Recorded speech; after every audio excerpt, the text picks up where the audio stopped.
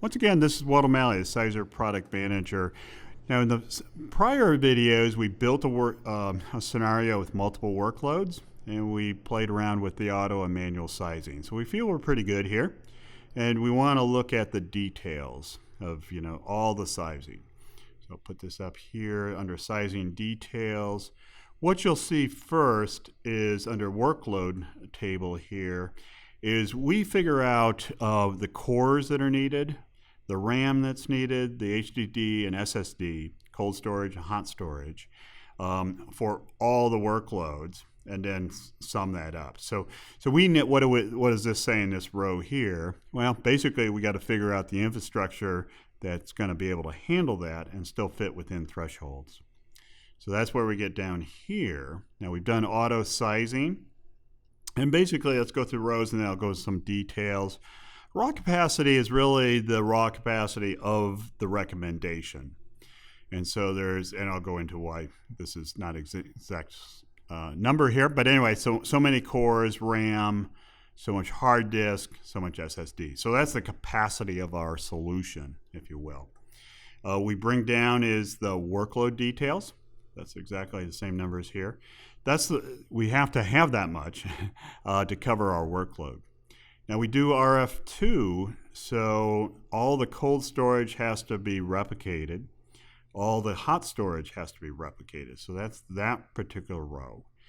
We had turned on compression, and so we actually get savings because we went with 50%, is actually equal to what the RF overhead is. But we do compute that. So basically the black is the positive, the capacity numbers and savings, and then the red is overhead. And then, of course, Acropolis is there, and there's a container VM or a CVM, and there's overheads there for cores itself, RAM, HDD, and SSD. So basically what we've done then is figure out is how much RF2 capacity remains. And remember, RF2 is half that. So you could have, what is this saying here? You basically have about 52 TIB of hard disk available for applications because it actually doubles that with RF2. And we also computed for RF3. And then the dials these are the same numbers that are up here, up in these dials. So 44% for HDD, well, it's 43.17 to be real exact. But you get the idea. So let me go through then, again, this is raw capacity of the infrastructure. Obviously, we look and calculate out the total amount of HDD, the total amount of SSD, the total amount of RAM. Cores is a little tricky. So here you'll see is in the tooltip there, actual core capacity. So there are literally 180 cores. We know obviously this model, these processors, and we can calculate that out, and it's 180. So then people will ask, well, what's this applied weight stuff? Well, a core is not a core. There's many different processors that are used, and we use SpecInt 2006 as far as that goes, as far as the benchmark. It'll range between, say, 32 to even 58 SpecInts per core. And these are published numbers by the various vendors. So we have a baseline, and it's running about 42. And so what this is saying here is, okay, we have 180 of these cores, but at any rate, we had to apply a weight. We had to adjust it down. It's 18, basically 10% less than the baseline is what happened there. And so, yes, we started at 180. Well, in reality, it's like 161.9 of the baseline reference point. So it's kind of normalizing things is what it's doing. So that's a common question that we see. You also see adjustment due to memory issues. We know the models. We know if there's a couple of conditions. One's an unbalanced DIMM, and we'll take, in that case, we'll take 10% off. And then if it's a crowded DIMM, which means it's all full, it's actually about 20% hit. And these aren't arbitrary numbers. These were actually calculated by the performance engineering labs. But at any rate, Sizer brings that knowledge to you. Okay, so then let's look then at the other things that get tricky. is CVM. So how in the heck did we get to 3.7 TIB for CVM? Well, you know, I won't go through all the algorithms, but there's different aspects for CVM. There's home, extent 4 formatting. Cassandra is a big one, as you can see here. And actually, especially with larger and larger nodes, we about the middle of 2016 went through a major change in how we calculate out Cassandra. So one of the things with Sizer, in that case, we worked a lot with engineering and what's the best way for us to figure this out. So that was brought into Sizer, but nonetheless, as you can see here, then is that all this 3.7 breaks out with the different aspects that are in CVM. That's on the SSD side, and then HDD is a little simpler. There's Genesis there and extent for formatting. But at any rate, so in sum on this one, we got raw capacities. We know workloads. In the case of actual storage, we had an RF2, so we had to double that. We had some compression, which saved us some, which is good.